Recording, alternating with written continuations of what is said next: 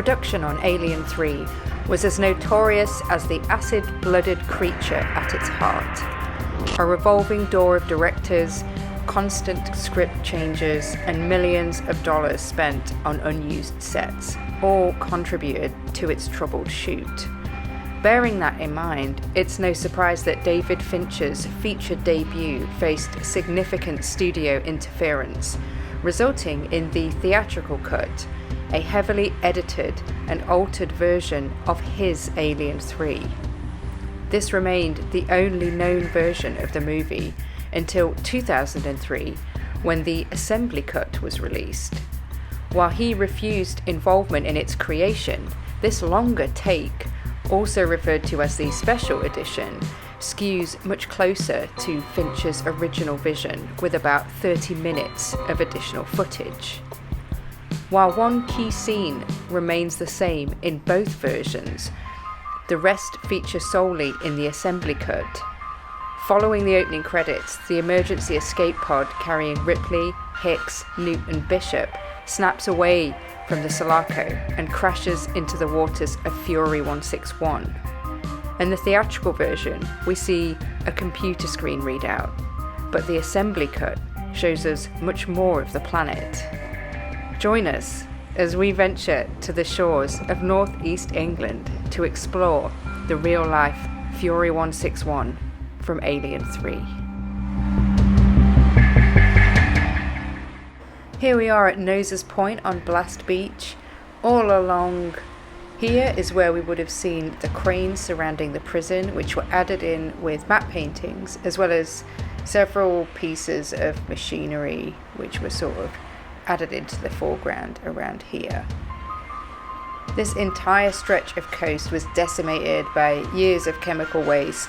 4 coal mines that operated in this area dumped toxic byproduct onto the beaches, around 2.5 million tons per year, which is what made this location so appealing to the production of Alien 3. This sludge coated the sand and stones and transformed its beach into a quite hazardous zone, but it's since been cleaned up as part of the Durham Heritage Coast.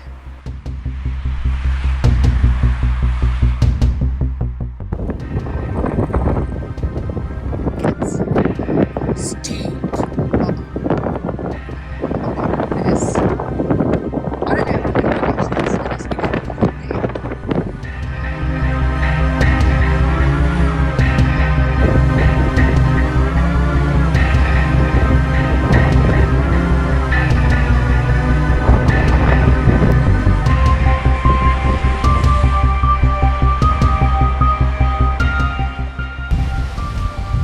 Down on the beach, and we're going to try and find the spot where Ripley washes up.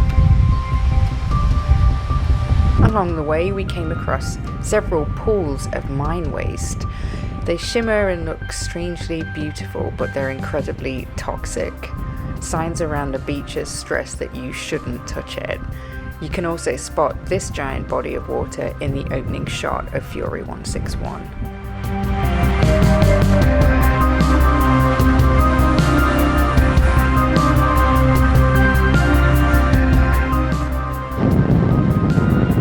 This is roughly where we see the EEV come down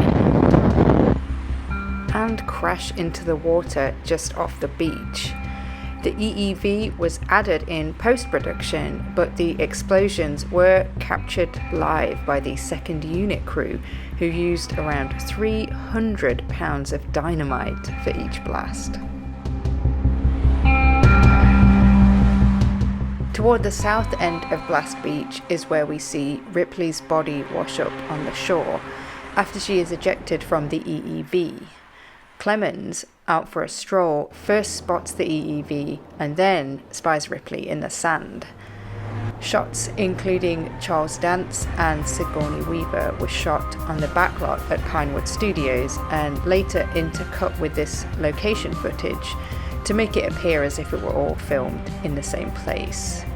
However, they did have the Sigourney Weaver dummy out in the sand here, which was constructed by the special effects crew.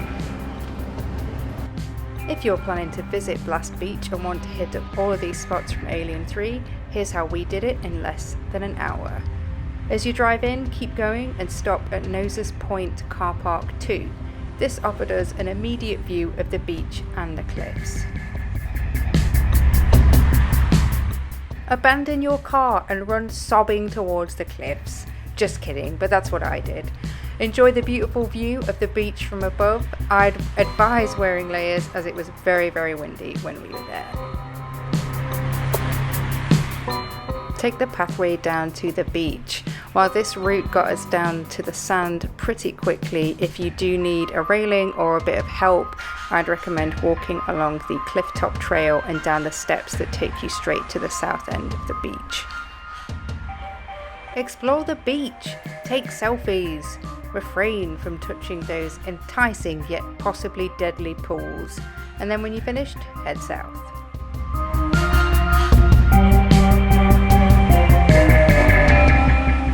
Stop at the first limestone stack. This is the place where the EEV crashes. Turn towards the bay end of the beach and you'll have a view of the spot where Ripley washes up on shore.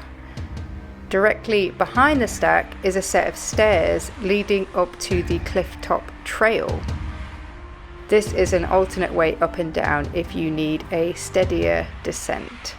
And then once you get to the top, turn right and keep strolling until you get back to the main car park.